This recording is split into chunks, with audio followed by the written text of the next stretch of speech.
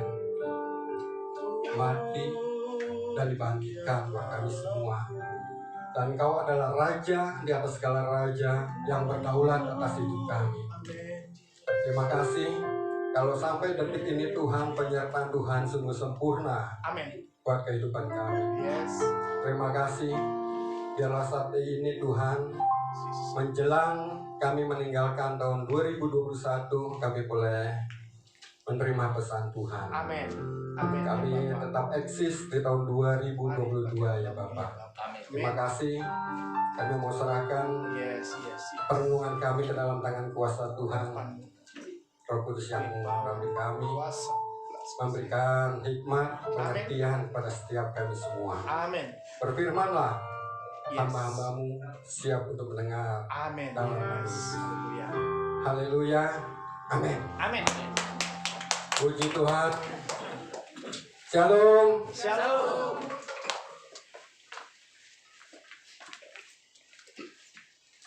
Akhirnya saya ditinggalkan seorang diri, saudara. Gitu. Ini terakhir yang meninggalkan. Enggak. Puji Tuhan, saudara. Sebentar lagi berapa ya? Nggak sampai 3 jam lagi kita akan tinggalkan tahun 2021. Dan kalau sampai saat ini kita boleh ada itu karena penyertaan Tuhan yang luar biasa. Dia yang memberikan kepada kita semua kesehatan, memberikan kepada kita semua sukacita, dan kita selalu bahagia bersama dengan Dia. Saudara, kesempatan malam hari ini saya akan membagikan firman Tuhan yang saya ambil dari Injil Yohanes pasal yang ke-10 ayat yang ke-10.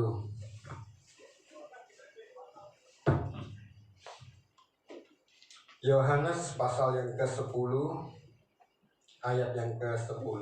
Sudah ketemu? Saya akan bacakan buat kita sekalian. Pencuri datang hanya untuk mencuri dan membunuh dan membinasakan. Aku datang supaya mereka mempunyai hidup dan mempunyainya dalam segala kelimpahan. Amin. Amin.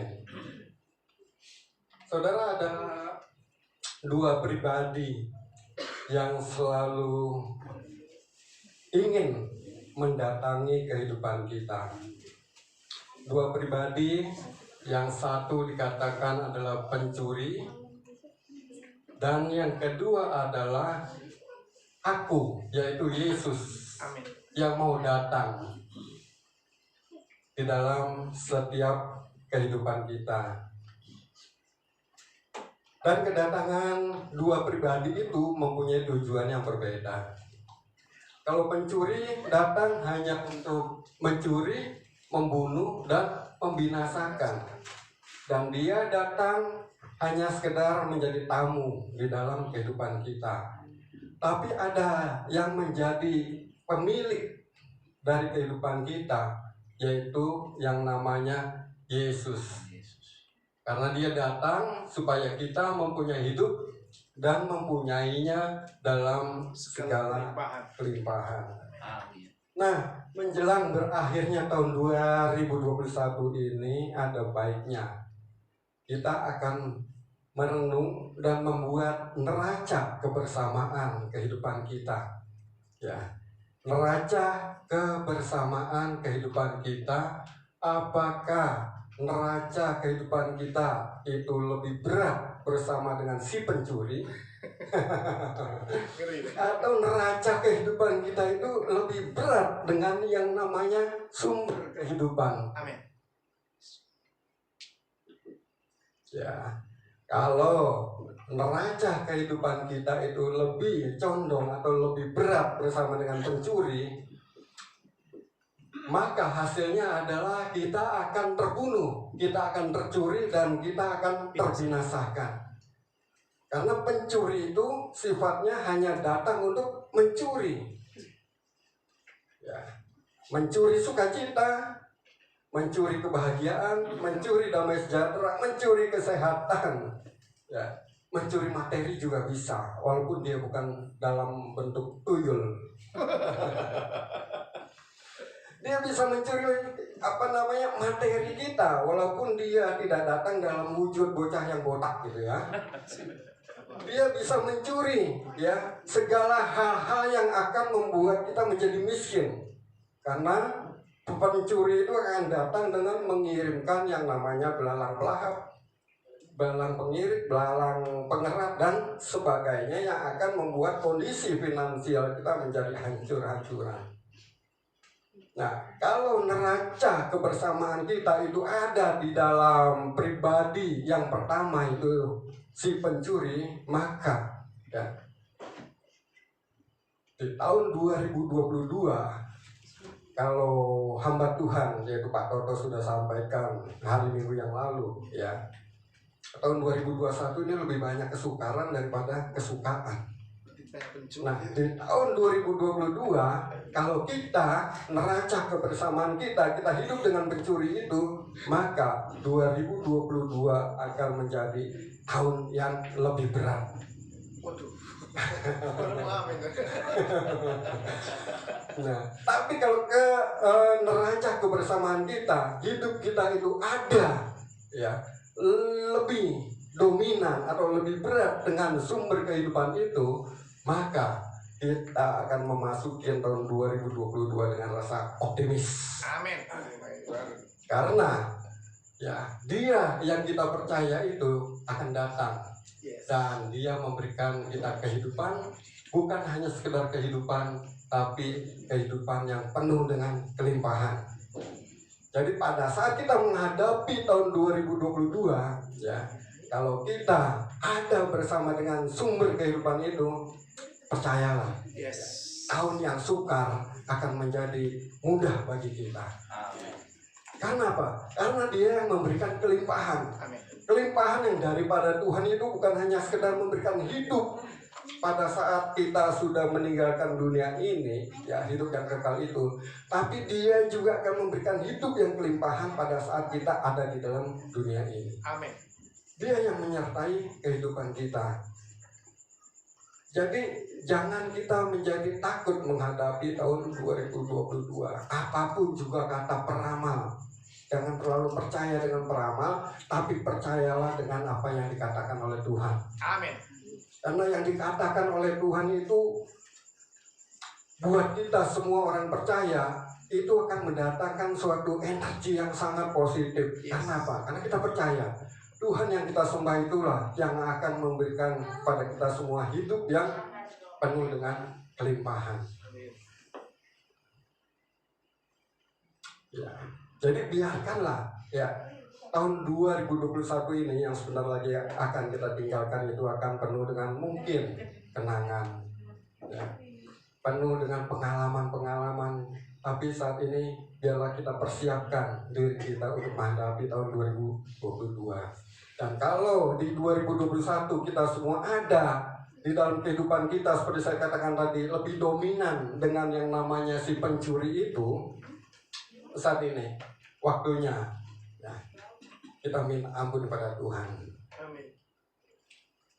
Karena kehidupan bersama dengan Dia itu memang kelihatannya Dia akan menjanjikan hal-hal yang indah, hal-hal yang manis. Pencuri itu kan ya seperti Bu Erin pernah cerita, itu kan seperti orang hipnotis ya. Jadi dikatakan dengan hal-hal yang indah dulu ya. Tapi ujung-ujungnya itu akan mendatangkan kerugian bagi kita. Begitu juga dengan si pencuri itu, dia akan datang di dalam kehidupan kita dengan hal-hal yang indah, hal-hal yang manis ya. Karena ya, dia akan datang pada kita untuk memberikan sesuatu yang menjadi kesenangan kita, yang menjadi hobi kita. Jadi yang namanya si pencuri itu datang hanya untuk menghancurkan kehidupan kita. Dia akan datang ya dengan membawa iming-iming yang akan menyenangkan kehidupan kita. Sekilas saja, sepintas saja ya. Mungkin sesuai dengan hobi kita. Jadi daripada hari Minggu kita harus beribadah, dia akan datang membawa teman, ya, ngajak kita mancing, ngajak kita ngadu ayam, ngajak kita ngadu burung, dan lain-lain sebagainya. Lomba berkicau masih. Lomba berkicau, lomba burung berkicau. Jadi dia akan datang dengan membawa orang-orang yang sesuai dengan hobi kita, ya. Dan biasanya kalau teman kita yang datang untuk membawa kita ke hal-hal yang menyenangkan kita tapi jauh dari Tuhan, kita senang banget. Wah, teman saya datang ngajak saya mancing pada waktunya kita ibadah. Coba kalau yang datang hamba Tuhan, nah itu dia lagi. Jadi emang gak jauh disuruh berdoa, disuruh beribadah. Aduh, udah 4 aja ngeliat ini. Kadang-kadang ajak arisan, Pak. Ajak arisan. Di hari Minggu. Belum lagi uang diakoni ya. Wah, itu repot. Jadi kadang-kadang dia sudah nongol di pintu pagar itu pendeta. Mau kabur udah gak bisa, udah masuk ke kamar, biarin aja pintunya terbuka, TV-nya nyala, orangnya dipanggilin gak nongol-nongol. Soalnya kali pendeta itu bilang ini orang, TV-nya nyala, pintu pagarnya terbuka, pintunya terbuka, kenapa orangnya dipanggil gak datang-datang? Ya, biasanya kalau pendeta datang itu dengan membawa hal yang membuat kita kurang serp. Tapi justru kedatangan hamba Tuhan itu akan membawa kita kepada kehidupan. Karena hamba Tuhan itu membawa misi dari Tuhan. Amin. Jangan ngumpet. Ya. Jadi buat kita semua, biarlah kita boleh merenung pada malam hari ini apa yang sudah kita lakukan di tahun 2021. Kalau kehidupan kita itu lebih dominan bersama dengan Tuhan, percayalah ya, tahun yang baru akan menjadi tahun yang luar biasa memberkati kehidupan kita semua. Yes. Jadi renungan kita pada malam hari ini saya kasih judul tahun 2022 adalah tahun berkat. Amin. Tahun 2022 adalah tahun berkat. Dan ada hal-hal yang perlu kita perhatikan buat kehidupan kita, yaitu yang pertama, ya, supaya tahun 2022 itu menjadi tahun berkat buat kita semua. Hal yang pertama adalah kita lihat di dalam Mazmur 126 ayat 5 dan 6. Ada 20 ya, Pak ya? Ya. Ada 20 ya. Ini baru Ya. pertama. Ini baru pertama. Pas nanti jam 00 selesai, Pak. Mazmur 126 ayat 5 dan 6. Yang pertama adalah supaya kita menjadikan tahun 2022 adalah tahun berkat. Yang pertama adalah di dalam Mazmur 126 ayat 5 dan 6. Orang-orang yang menabur dengan mencucurkan air mata akan menuai dengan bersorak-sorai. Ayat 6. Orang yang berjalan maju dengan menangis sambil menabur benih pasti pulang dengan sorak-sorai sambil membawa berkas-berkasnya. Jadi hal pertama yang harus kita renungkan adalah untuk kita menjadi berhasil, untuk menjadikan tahun 2022 itu sebagai tahun berkat buat kita semua. Yang pertama adalah kita harus menabur. Kita harus menabur. Di ayat kelima dikatakan tadi apa? Ayat kelima balik 126 ayat 5, orang-orang yang menabur dengan mencucurkan air mata. Kenapa bukan mencucurkan keringat? Kenapa bukan mencucurkan keringat, tapi air mata yang dikeluarkan, yang dicucurkan? Susah.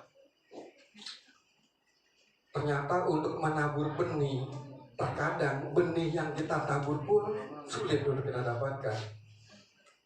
Terkadang untuk menabur, ya, kita tidak mempunyai benih. Jadi kalau kita pikir kita itu tidak punya benih, apa yang kita mau tabur gitu loh.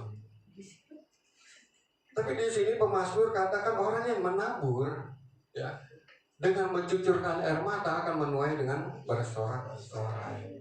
Jadi ada atau tidak ada benih, kita usahakan supaya ada. Tujuannya apa? Supaya kita bisa menabur. Jadi kalau kita sudah bisa menabur, saatnya nanti kita akan menuai. Jadi jangan kita berpikir, aduh, sepertinya buat makan aja sulit, jadi apa yang mau kita tabur? Banyak contoh-contoh di dalam Alkitab. Ya. Orang-orang yang menabur dengan cucuran air mata, dia akan mendapatkan berkat-berkat yang luar biasa dari Tuhan. Jadi bicara tentang menabur dengan cucuran air mata di sini, saya mau tekankan bukan cuma menabur secara materi, ya. Tapi terkadang menabur kebaikan juga itu perlu cucuran air mata. Kenapa? Ya. Bagaimana mungkin kita harus bisa sabar menghadapi orang yang menjengkelkan kita? Itu artinya kita menanamkan kesabaran.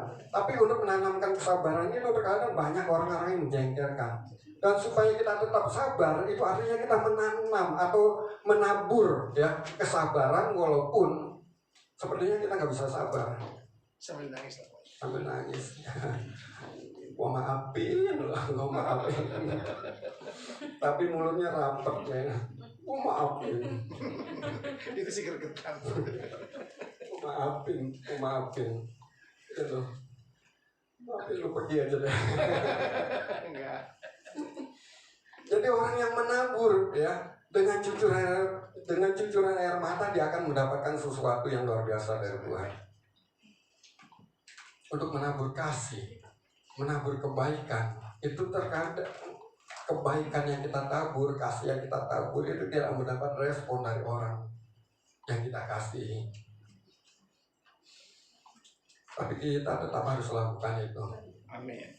Menabur, walaupun dengan cucuran air mata. Juga secara materi mungkin. Di tahun 2021 ini gereja kita bisa mendapatkan rumah doa ini. Itu keajaiban Tuhan. Dan juga saya percaya itu hasil menabur ya dengan cucuran air mata dari Bapak Gembala dan Bapak-Bapak Penatua dan seluruh jemaat di tempat ini. Amin. Kita mungkin ingin melakukan sesuatu untuk rumah doa ini, tapi kita merasa apa yang bisa kita lakukan? Amin. Apa yang bisa kita kerjakan? Apa yang bisa saya kerjakan? Seperti saya tidak bisa melakukan apa-apa untuk keberadaan rumah doa ini. Dan saya percaya ada doa dari saudara, walaupun mungkin saudara ya bisa cuma hanya berdoa, tapi itu sangat berarti di hadapan Tuhan. Amin. Sehingga keberadaan rumah doa ini itu adalah hasil dari taburan kita semua. Bapak Gembala, Bapak-Bapak Penatua dan seluruh jemaat gereja Jemaat Kristus Indonesia. Amin. Jadi kita jangan bosan-bosan untuk menabur, walaupun harus mencucurkan air mata. Yes. Kalau kita sudah menabur yang menjadi bagian kita, saatnya nanti kita akan menuai dengan sorak-sorai. Kita akan menuai dengan sorak-sorai. Ayat yang ke-6. Orang yang berjalan maju dengan menangis sambil menabur benih pasti pulang dengan sorak-sorai sambil membawa berkas-berkasnya. Itu kelihatannya instan banget ya, cepet banget gitu loh.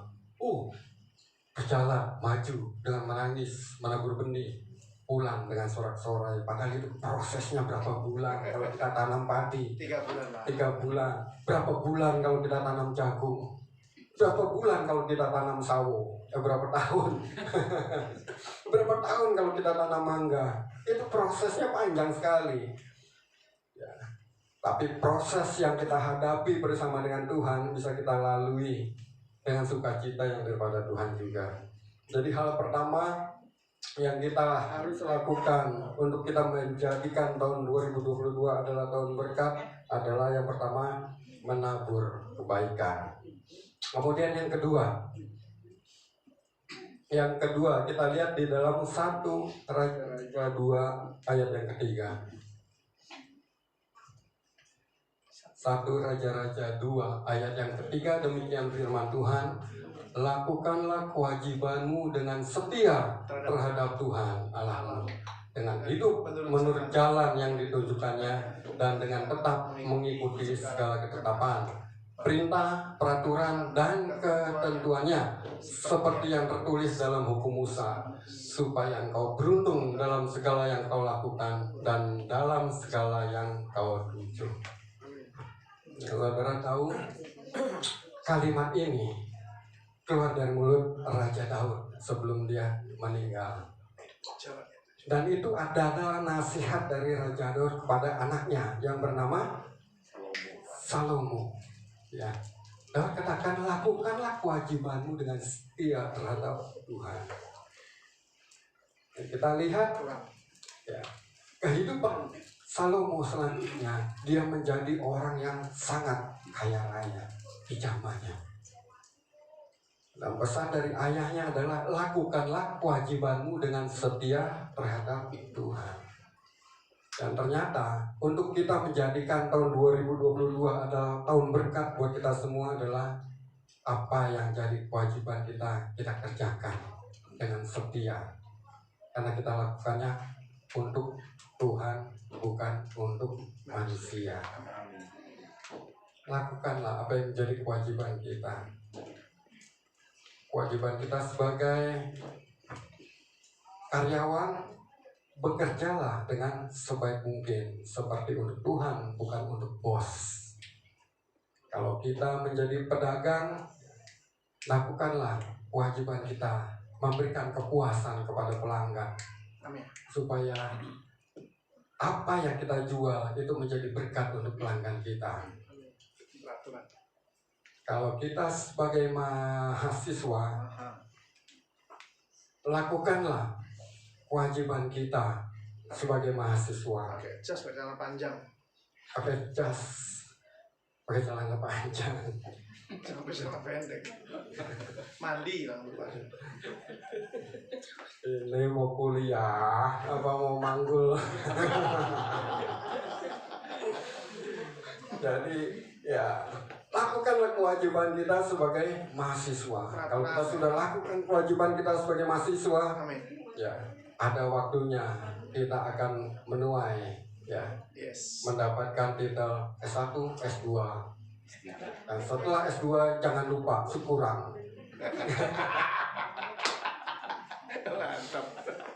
Kalau sudah S2 jangan lupa syukuran. Kalau yang udah terlanjur ya sudah, biarin, udah berlalu. Menunggunya ke pohon Natal. Iya, ini pohon Natal. Ya, jadi lakukanlah kewajiban kita dengan baik, setia kepada Tuhan. Kalau kita sudah melakukan kewajiban kita, ada saatnya kita akan mendapatkan hak kita. Amin. Ya, yang namanya kewajiban itu kan identik dengan hak. Ada kewajiban, ada hak. Kebanyakan orang tutup haknya dulu ya, toh. Banyakan orang pengen haknya, kewajibannya enggak. Tapi kewajibannya nggak mau. Pengennya naik gaji, tapi datang kerja telat mulu. Pengennya mendapatkan sesuatu yang baik dari perusahaan, tapi dia tidak bisa memberikan loyalitas kepada perusahaan. Apel saya royal. Loyalitas pada perusahaan. Jadi lakukan kewajiban kita, dan saatnya nanti kita akan mendapatkan hak-hak kita. Amin. Jadi kalau kita sudah melakukan kewajiban kita, saatnya nanti kita akan melihat berkat-berkat yang menjadi hak kita itu datang kepada kita. Itu yang kedua. Kemudian yang ketiga. Yang ketiga, Yesaya 43 ayat 18. Yesaya 43 ayat 18. Demikian firman-Nya. Firman-Nya, janganlah ingat-ingat hal-hal yang dahulu, dan janganlah perhatikan hal-hal yang dari zaman purbakala. Saudara, terkadang ada hal-hal yang sudah terjadi di dalam kehidupan kita yang terdahulu, itu menjadi suatu pengalaman yang membuat kita menjadi trauma. Ada pengalaman buruk yang mungkin terjadi dalam kehidupan kita yang akan membuat kita itu sulit untuk melangkah mencapai sesuatu yang kita harapkan. Nah, di sini dikatakan Janganlah ingat-ingat hal-hal yang dahulu, dan janganlah perhatikan hal-hal yang dari zaman purba kala. Jadi hal-hal yang terkadang membuat kita menjadi trauma, pengalaman masa kecil, itu masih diingat aja sampai kita umur 50 tahun. Itu artinya apa? Itu sesuatu yang sudah usang dan harus kita buang dan jangan diingat-ingat lagi. Dan saat ini adalah saatnya kita untuk maju mendapatkan sesuatu yang kita inginkan, yang kita harapkan. Dan kalau kita berjalan bersama dengan Tuhan, ada hal-hal yang bisa kita dapatkan di dalam pengiringan kita kepada Tuhan. Jadi jangan ingat hal-hal yang dahulu, ya. Jadi pengalaman-pengalaman yang dulu yang akan membuat kita itu sulit melangkah, itu ada baiknya kita lupakan. Jadi Pak Toto kan sudah sampaikan, mobil itu kaca depannya gede, ya.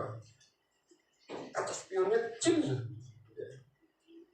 Artinya apa? Untuk melihat ke belakang itu ada mungkin hal-hal yang bisa kita lakukan, menoleh ke belakang sedikit atau melihat ke belakang sedikit itu supaya mungkin pengalaman buruk atau ada pelajaran yang bisa kita dapatkan di dalam kehidupan kita yang terdahulu. Pengalaman. Jadi kan yang namanya pengalaman itu terkadang menjadi guru yang berharga. Jadi pengalaman itu kita jadikan guru yang berharga, bukan pengalaman itu kita jadikan sebagai trauma di dalam kehidupan kita. Jadi ada kalanya pada saat kita menyetir mobil atau membawa motor itu kita harus melihat kaca spion. Memang tujuannya apa? Supaya kita tahu kondisi di belakang kendaraan kita. Kecuali motor yang ada spionnya ya Pak.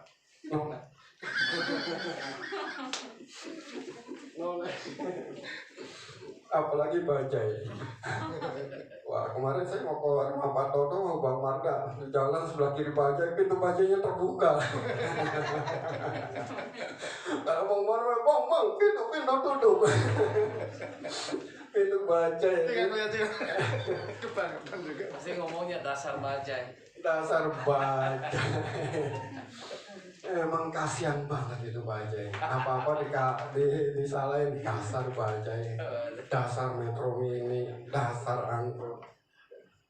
Jadi orang jarang kalau lagi kesel dasar Mercy. Oh enggak, dasar bajai. Belok kiri, sennya ke kanan. Belok kanan, sennya ke kiri.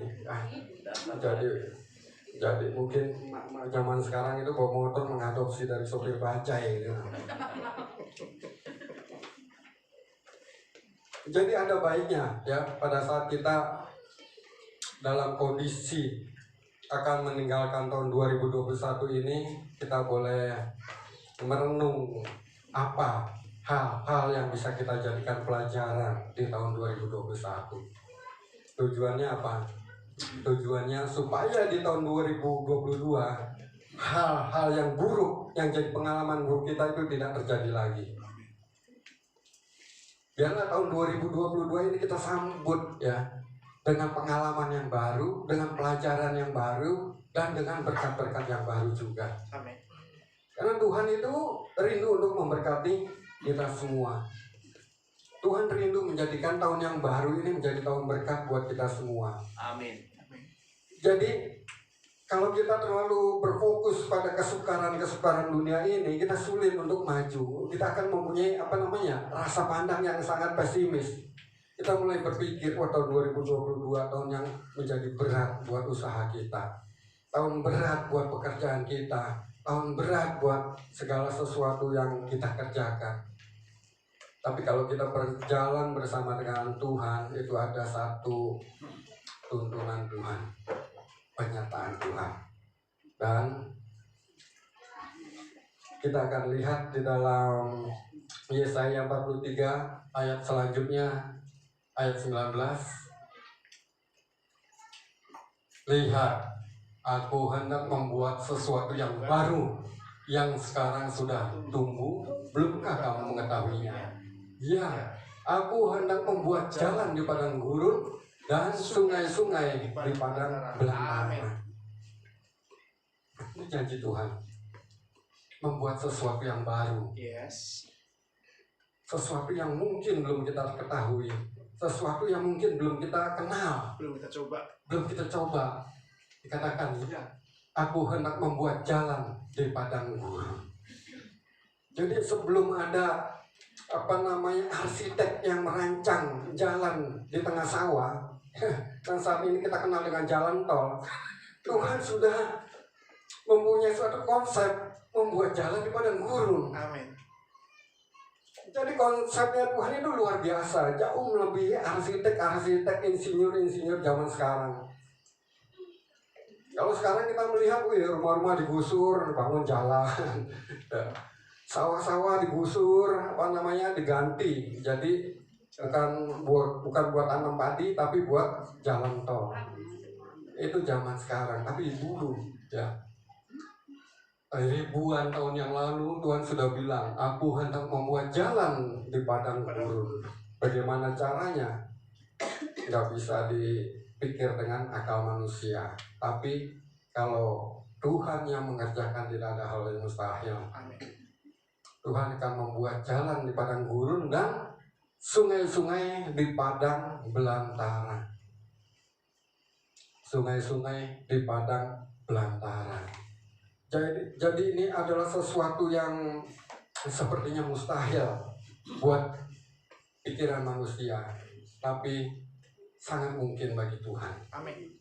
Jadi walaupun di tahun yang baru nanti kelihatannya sangat sulit, ya mungkin seperti padang gurun, tapi ada jalan yang dibuat oleh Tuhan bagi orang yang percaya. Amin. Kalaupun seandainya di tahun yang baru nanti, ya keadaan ekonomi mungkin dibarengi dengan pandemi yang akan membuat kita menjadi pesimis, tapi percayalah, pada saat kita ada bersama dengan Tuhan, Tuhan akan membuat sungai-sungai di padang belantara. Amin. Yang akan menyegarkan jiwa kita, yang akan menyejukkan raga kita, karena Dia adalah Tuhan yang Maha Kuasa. Jadi biarlah menjelang kita tutup tahun 2021 ini, kita boleh berharap kepada Tuhan. Di tahun yang baru nanti, kita akan melihat kemuliaan Tuhan akan dinyatakan dalam kehidupan kita. Amin. Sebagai orang-orang yang percaya, ada berkat Tuhan. Yang penting kita lakukan bagian kita. Yaitu yang pertama tadi, menabur kebaikan. Yang kedua, lakukan kewajiban kita. Kemudian yang ketiga, jangan menoleh ke belakang. Jangan terlalu mengingat-ingat pengalaman buruk itu, menjadikan pengalaman buruk itu sebagai trauma dalam kehidupan kita. Percayalah, penyertaan Tuhan yang sempurna akan menyertai kehidupan kita semua, orang-orang yang percaya pada Tuhan. Amin. Mari kita datang pada Tuhan. Kita akan berdoa untuk firman Tuhan, sekaligus berdoa untuk perjamuan kudus.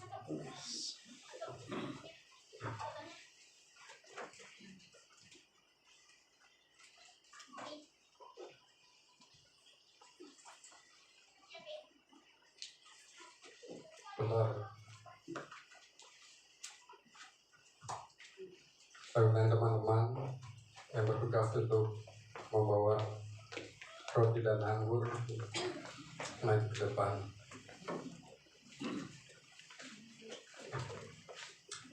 Tuhan baik. Tuhan ada bersama dengan kami. Sungguh kami bersyukur kepada-Mu ya Tuhan. Amin.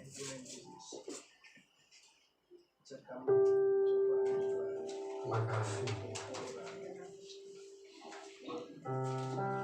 Terima kasih. Firman-Mu sudah mengingatkan kami semua. Terkadang ada rasa takut, ada rasa khawatir dalam hidup kami menghadapi hari esok.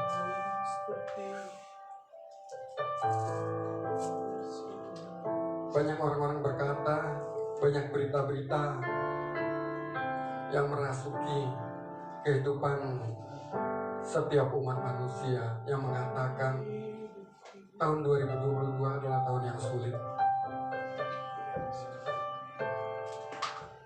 Tapi kami sebagai orang percaya, kami mau bersandar kepada Tuhan. Amin. Sebagai orang-orang yang percaya, kami mau berharap kepada Tuhan. Amin. Karena kami percaya Tuhan, sesulit apapun juga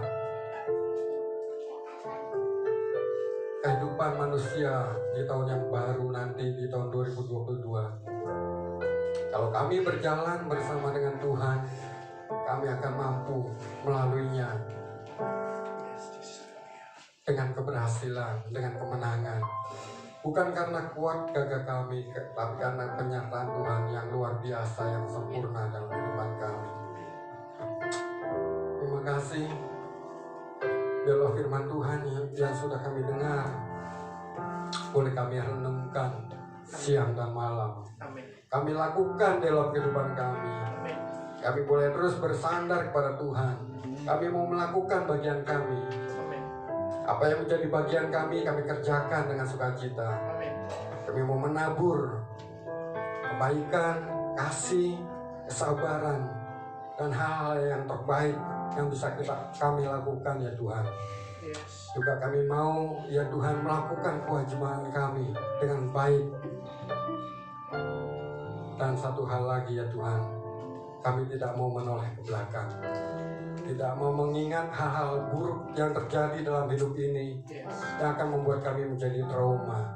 Tapi kami mau bersandar kepada Tuhan, berharap, dan kami akan melihat kemuliaan Tuhan dinyatakan dalam hidup kami. Amin. Terima kasih Tuhan. Biarlah di penghujung tahun 2021 ini ya Tuhan, kami boleh terus mengingat pengorbanan Tuhan. Yes.